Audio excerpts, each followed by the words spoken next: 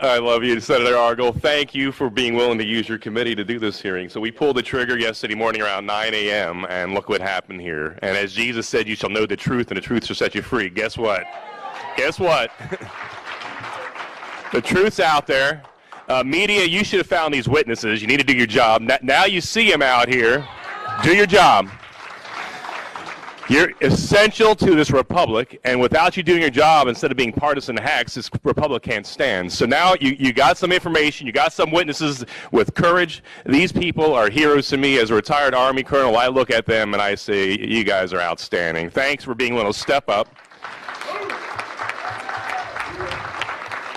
Because I am cognizant that the so-called tolerant people on the left will not show much love or tolerance to people they disagree with. And so thank you for standing, because you're warriors, being able to stand for and save this republic. So thank you for going forward here.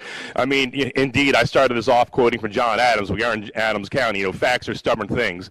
There's a lot of hard facts out there, and guess what? As history and change in 1863 in Gettysburg, back then it's July 1st, 2nd, and 3rd, so on this day, history is changing for our country and state back at Gettysburg once again.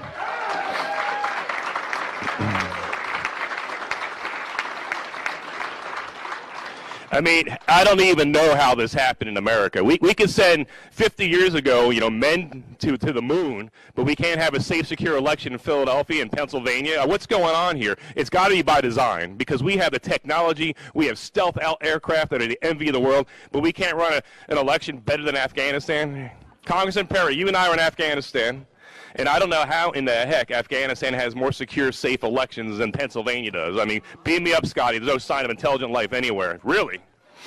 We move heaven and earth with American dollars to secure elections in Iraq and Afghanistan and elsewhere. We can't do it in our own state. It's by design. There's people in Pennsylvania not interested in safe, secure elections. And we have to correct this. There's two things that need to happen. First off, we need to make sure the real winner is sent forth from this presidential election. And number two,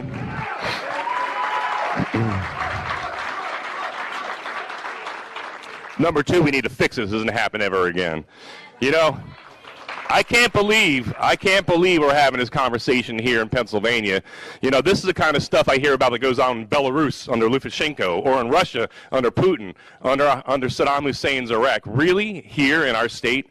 I mean, this is disgusting to me. You know, I watched when I was doing strategy in Russia, you know, Putin's people stuffing ballot boxes. The same thing that happened in Pennsylvania. When I saw that 15, 20 years ago, I was like, well, thank God we're not like that.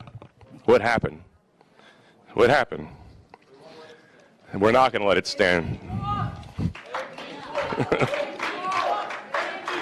You know, I saw, you have to forgive people because we are a constitutional republic, so I'll forgive those that say democracy, but I saw one man had a sign in Philadelphia, and the irony wasn't lost on me. Democracy dies in Philadelphia. Can you imagine the irony of that? You know, where the light of liberty was lit in 1776, it transformed this world. Where in this very same state, a new birth of freedom. And then, of course, let's not forget 2001, Todd Beamer, let's roll. You know what? It's our time to roll. This is no time. You know, democracy can die in darkness, in dark rooms with no transparency and accountability. We're shining light on this darkness here. We're going to take our state back. We're not standing aside in this hour. You know, as Representative Metcalf rightly said, in 1994, there was so much shenanigans and cheating in the Marks versus Stinson case that a federal district judge threw out the election results, took a senator out of Harrisburg, state senator, and put the Republican in because the election results were so corrupted. So we do have a precedent here, federal courts, and I hope you take a hard look at that here. Has our election results in Pennsylvania at the presidential and other levels been so corrupted that the results have to be thrown out? That's going to be a case you're going to have to make before the Supreme Court there, but it sure sounds like something stinks in Denmark or in Philadelphia. I don't know. You know, one vote, one person, one legal vote per person, and any cheating goes in there disenfranchises an American. And I can't believe this is happening here, and we're not going to let it stand. I don't know why it's so hard. You know, I know it's hard because this has been going on here for a lot longer than we imagine. But in Galatians 6:9, we're told by St. Paul, grow not weary doing good, because in due time you'll reap your harvest. We're going to reap our harvest.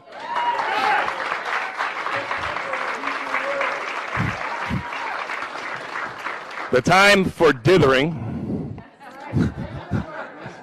the time for dithering and deliberation is over. It's time for decisive action.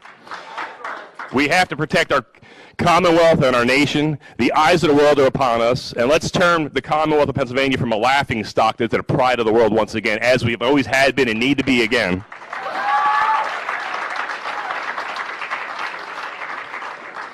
This is our day, this is our hour, this is our time. So yes, Mr. Franklin, a republic, if you can keep it, we're going to keep it. Can you keep it? Can you? Will you? We're going to keep the republic. Thank you, and God bless you all.